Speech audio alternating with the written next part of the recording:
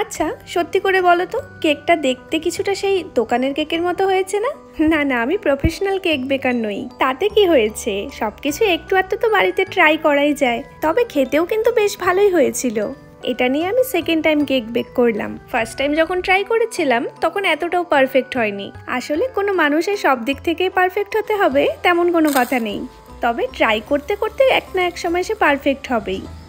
সেদিন ছিল আমার হাজবেন্ডের জন্মদিন। যেহেতু মঙ্গলবার ছিল, আর মঙ্গলবার দিন কিন্তু আমাদের একদম নিরামিষ থাকে, তাই বাইরের কোনো খাবার আমরা খাই না। তাই ভেবেছিলাম ঘরেই একটু কেকটা ট্রাই করি। যদি ভালো হয় তাহলে তো খুব ভালো কথা, আর যদি ভালো না হয় তাহলে আর ট্রাই করব না।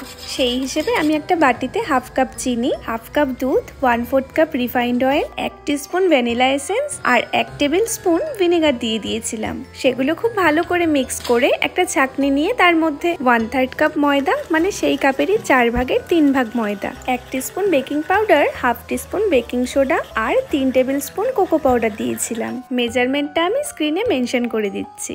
আমার কাছে যেহেতু বাটার পেপার ছিল না, সেই জন্য একটি কেক টিনের ওপর অয়েল ব্রাশ করে তার ওপর একটি সাদা কাগজের টুকরো কেটে তার উপর আবার অয়েল ব্রাশ করে দিয়েছিলাম। তারপর ব্যাটারটা ট্রান্সফার করে একটু ড্যাপ ড্যাপ করে নিয়েছি যাতে ভেতরে কোনো বাবলস না থাকে। তারপর 5 থেকে 7 মিনিট প্রিহিট করা একটি পাত্রে বসিয়ে দিয়েছিলাম লো টু মিডিয়াম হিটে, মোটামুটি 30 থেকে 40 মিনিটের জন্য। আর মাঝে মাঝে একটি টুথপিক দিয়ে চেক করছিলাম। টুথপিকটা পরিষ্কার উঠে আসছিল, তার মানে কেকটা পুরোপুরি বেক হয়ে গেছে। তারপর ভাবছি কেকটা তো এবারে কিছু একটা ডেকোরেশন করতে হবে।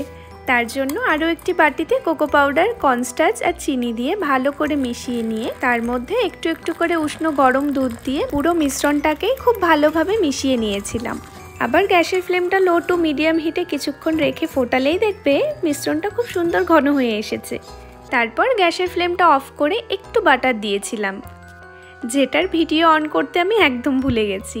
যাই হোক, তোমরাও শেষে একটু বাটার দিয়ে দিও। তারপর ঠান্ডা করে একটু ফ্রিজে রেখে দিয়েছিলাম যাতে আরেকটু ঘন হয়ে যায়। তারপর কেকটাও ঠান্ডা করে শুরু করে দিয়েছিলাম কেক ডেকোরেশনের কাজ।